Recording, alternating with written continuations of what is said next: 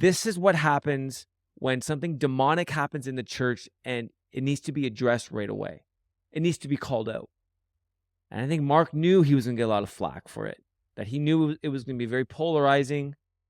He knew that it was going to cause a ripple effect, but it's something that had to be done.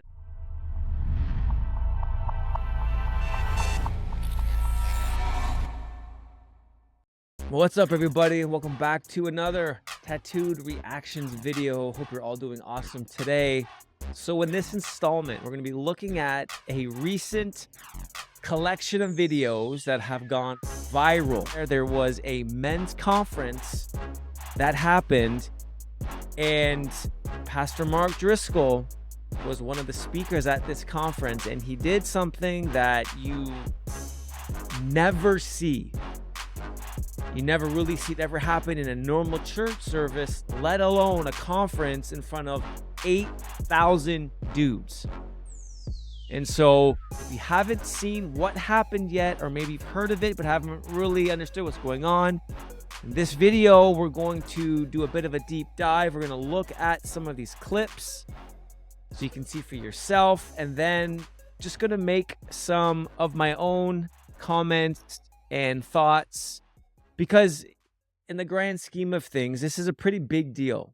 This could be one of these monumental moments in the church where could light a fire under the butts of a lot of our major mega churches, mega church pastors and leaders. Because we all know in our culture, man, it's going more and more secular, and in a very general sense, the church is caving in a lot of areas. There's a lot of fear of man happening in our churches, and a lot of culture is making its way into the church. And so what happened, what transpired at this conference just blows all that out of the water. And so I think it was a really cool thing to see, something that needed to be done. And I hope that this inspires a resurgence in standing up for truth, in correcting error, in really exposing demonic things when they happen in the church, especially in a massive conference. So to start, we're going to just look at a few segments of the opening act of this conference. This is what Driscoll addressed. This is what all the hoopla was about. So to kick off this conference, whoever put on the conference decided to have a dude do this live performance, and we'll get into what I think they were originally thinking after we see it, but let's just take a look at some parts of this opening sequence.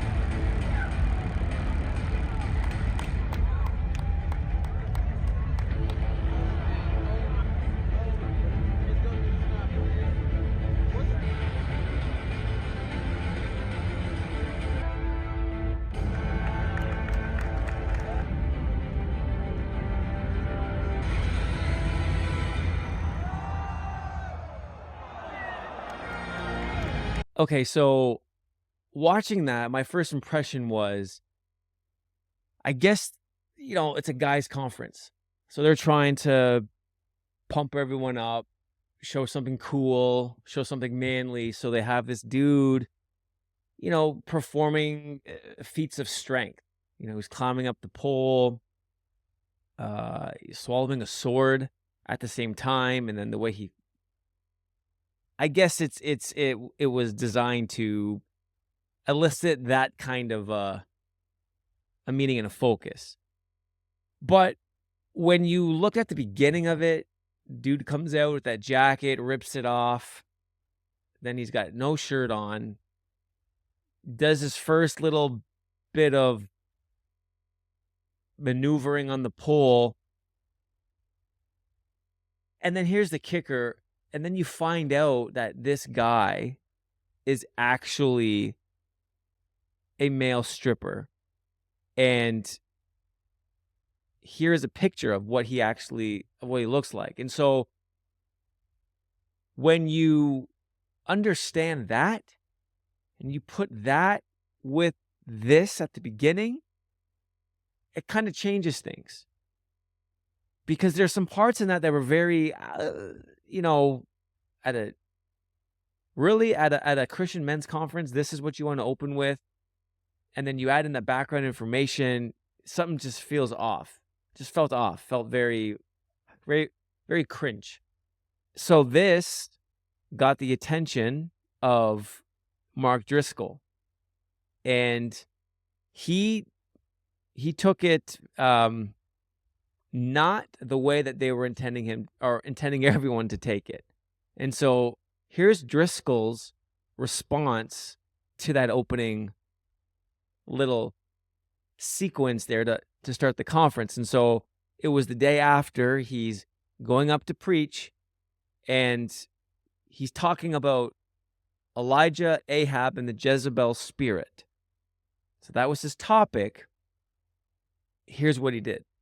We're going to talk about how to be an Elijah and how to deal with Ahab and Jezebel.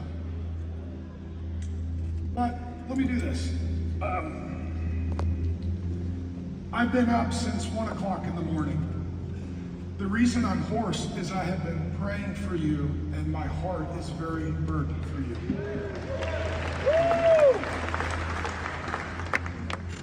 And I want to be very careful with this, and it's not what I want to say, but the Jezebel spirit has already been here. The Jezebel spirit opened our event. This is a rebuke and a correction of no one. This is an observation. Before the Word of God was open, there was a platform. It was a high place. On it was a pole, an Asherah. The same thing that's used in a strip club for women who have the Jezebel spirit to seduce men. In front of that was a man who ripped his shirt off like a woman does in front of a pole at a strip club. That man then ascended. See, our God is not arrogant. He doesn't ascend. Our God is humble. He descends. And then he swallowed a sword, and Jesus cried, okay, Pastor John, I'll receive that. Thank you.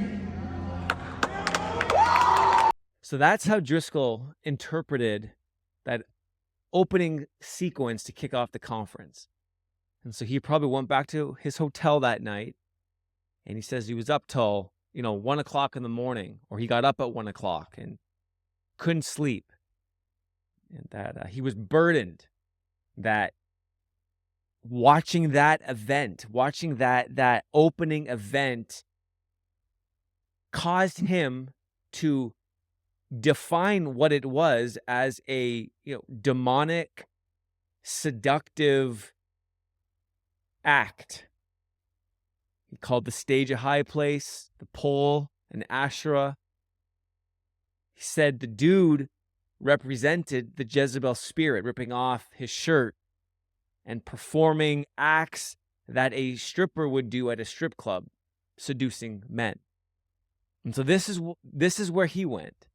And looking at that, man, he makes some very valid points. Especially when you know the background. when the dude is actually a male stripper. And this is what he does. And so he couldn't even preach.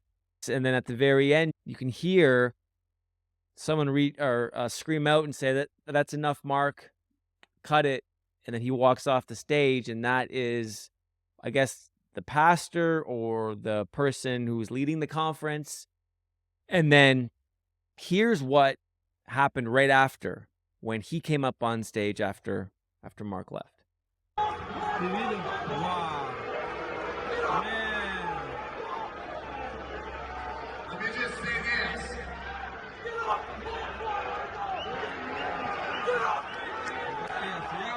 Wow. If Mark wanted to say that, he should have said it to me first.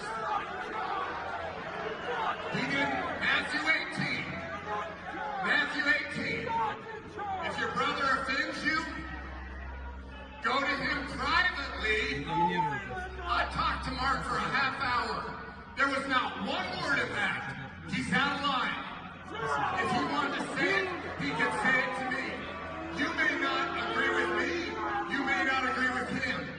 But we are brothers in Christ, and there's a right way to handle disagreement. All right, so that was the leader's response. And so there's a couple of things I want to address there. I mean, it was pretty hostile crowd. I mean, a lot of the guys apparently walked out, and guys were yelling at him. But he said Matthew 18, that he spoke with Mark for a half an hour previous to this, and Mark didn't say anything. And that he said he should have exercised Matthew 18, where if you offend your brother, you go to them directly. And here's why I don't think that that is the proper application for what happened. You see, it's one thing if this pastor, this leader, would have had a private event in his home, invites Mark to come over with a bunch of his buddies to hang out, and then while at his home has a male dancer show up to perform this awkward routine, and then Mark goes to the guy's church maybe the next day. Let's say this was on a Saturday, and the guy invites Mark to go preach at his church the next day, and then behind the pulpit in front of his own church says, last night I was at your pastor's house, and this is what happened, and this is a Jezebel spirit, and blah, blah, blah, blah, blah. Then Matthew 18 in that situation, I think, would apply. But the reason why Matthew 18 doesn't apply to this situation is this is a public event. This wasn't a private event. And this guy who's leading the entire conference publicly brought this male dancer out to do this routine to kick it off, and it was public, and it was streamed. And so when something like that happens, a rebuke needs to happen publicly, not privately. Him to go to the pastor privately and say, hey, what happened wasn't cool, that it doesn't fit this particular situation, because thousands and thousands of men, and now men and women who've seen this now online, are now going to be affected by it. And so I think Mark did what he felt like was the only thing he could do, was humbly address the situation. Now, he wasn't accusatory, he wasn't condemning, he wasn't hostile, he wasn't aggressive. He humbled himself, he got on his knee and spoke truth and called it out.